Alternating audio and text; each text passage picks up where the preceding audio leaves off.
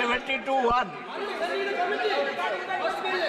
I oppose the introduction of this bill on मुसलमान। एक minute, अभी वह प्रस्ताव ला रहे हैं इस कमेटी में, ये बिल और वो बिल एक ही है।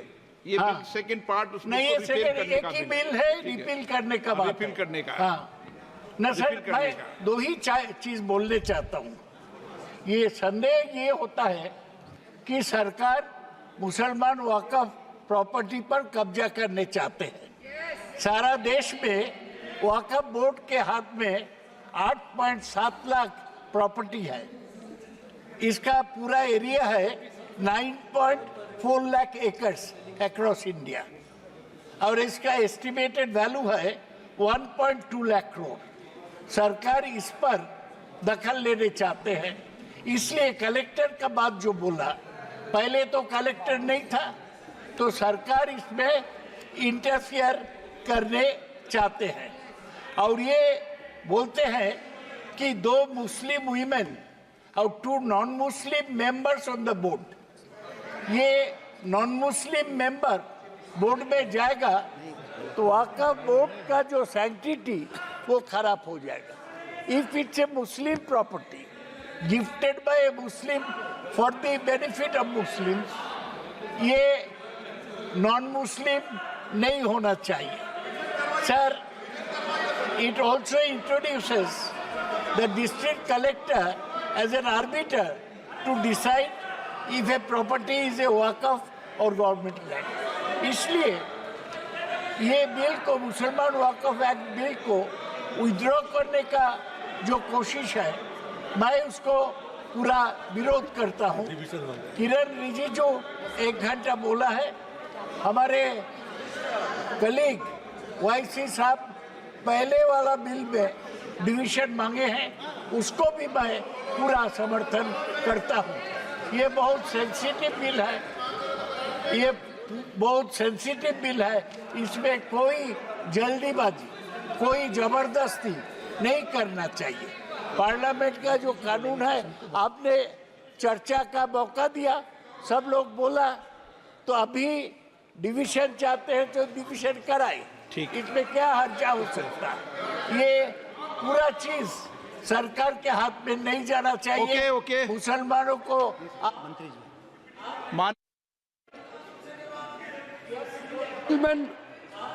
जो एक्ट रिपील का मैं मूव किया है, मैंने मूव कर चुके हैं। जो 1923 मुसलमान वक्फ एक्ट 1923 का रिपीलमेंट का, उसको तो रिपील कर ले। ओके, तो मैं इसमें ले लो आप जानना चाहते तो मैं बताऊंगा। आप 2 मिनट बता दो सर, मैं 2 मिनट सर वो जाने तो ना। हाँ, नहीं, रिपीलमेंट का रिपीलमेंट भी कमेटी में जाएगा, इसमें क्यों डर रहे? ये सर रिपीलमेंट का ये है सर, मुसलमान वक्फ एक्ट तो कौन सा एक sir, the Musliman Waqf Act 1923 was brought into force on 5th August 1923 and applied to the whole of then British India। सुनिए, क्यों वो कानून स्टैट्यूट बुक में रहना ही नहीं चाहिए था, इतना साल रहा, रिपील करना चाहिए ना। Including British Baluchistan and Santhal Parganas, उस समय का जुरिस्डिक्शन मैं बता रहा हूँ।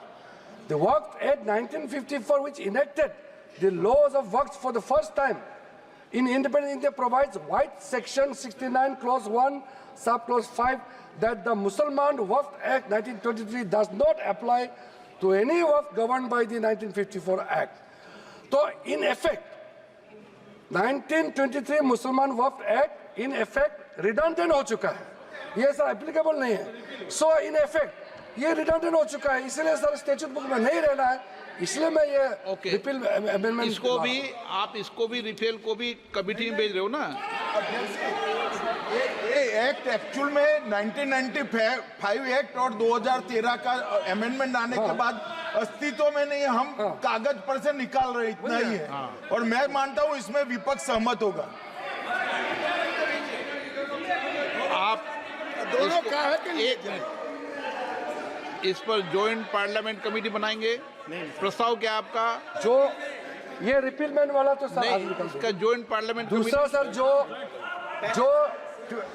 2024 वक्फ अमेंडमेंट बिल को हमारा तरफ से हम प्रस्तुत करते हैं कि ज्वाइंट पार्लियामेंट्री कमेटी बनाकर मैं सभी माननीय सदस्यों सभी दलों से नेताओं से बात कर इस जॉइंट पार्लियामेंट कमेटी को बनाऊंगा। ठीक है। प्रश्न की विधेयक को पुनर्स्थापित करने की अनुमति बताएं। डिवीजन करा लो, डिवीजन बैठो। प्रश्न ये कि विधेयक को पुनर्स्थापित करने की अनुमति बताया जाए। जो सदस्य पक्ष वहां के हैं, जो सदस्य के विरोध में ना के हैं।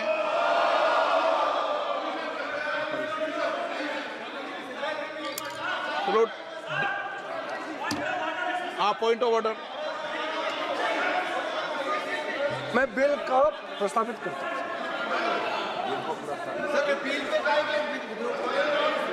नहीं चल रहा है सर। 67 ये कहता है सर कि यदि दो आइडेंटिकल बिल एक साथ हैं तो एक बिल को जो है सरकार वापस ले सकती है, ये रूल कहता है। इसमें कौन सा डिवीजन का बात है सर? आपका जो रूल है ये कह रहा है दोनों आइडेंटिकल बिल है। ये 1923 का बिल है जिसको कि हटा के ये वक्त 95 को लाया जा रहा है। दोनों बिल एक है, यही तो रूल कह रहा है सर जी। अच्छा, आप बोल रहे हैं। Demand a division, sir. This is my right. I want a division, sir. Please. आपका राइट तो है, लेकिन राइट जो है इस पे कैसे राइट बनेगा आपका? सर हम तो शुरू से बोल रहे हैं डिवीजन। शुरू से तो बोल रहे हैं। आप ही नहीं सुनो तो मैं क्या करूं सर? नहीं, मेरा तो राइट है। हम तो आप स्पीकर नहीं सुनो तो कैसा होगा सर? ना। मैं तो शुरू से बोल रहा हूं डिवीजन करवाइए, डिवीजन करवाइए। नो। प्रश्न है कि विधेयक को पुनर्स्थापित करने की अनुमति प्रदान की जाए।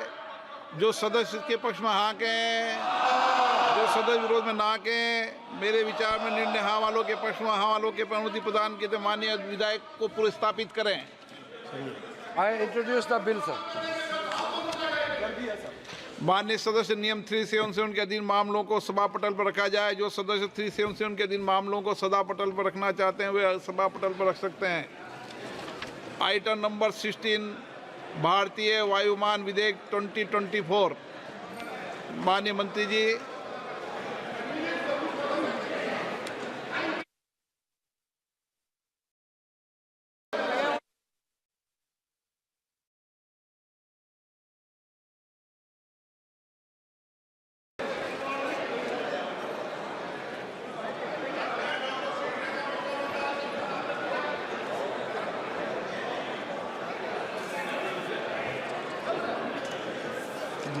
मंत्री जी कहाँ है?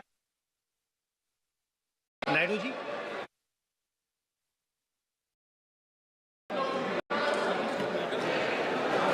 माननीय मंत्री महोदय बताइए। इंट्रोडक्शन बोलेंगे sir. I introduce the bill for consideration sir. हम देखें ना, ये देखिए। बोलिए आप थोड़ा। वो शुरू कर। नहीं वो बोले सर। अरे थोड़ा बोलिए।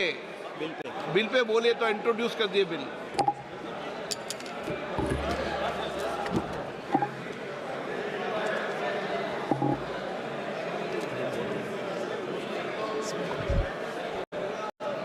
Honorable Speaker sir,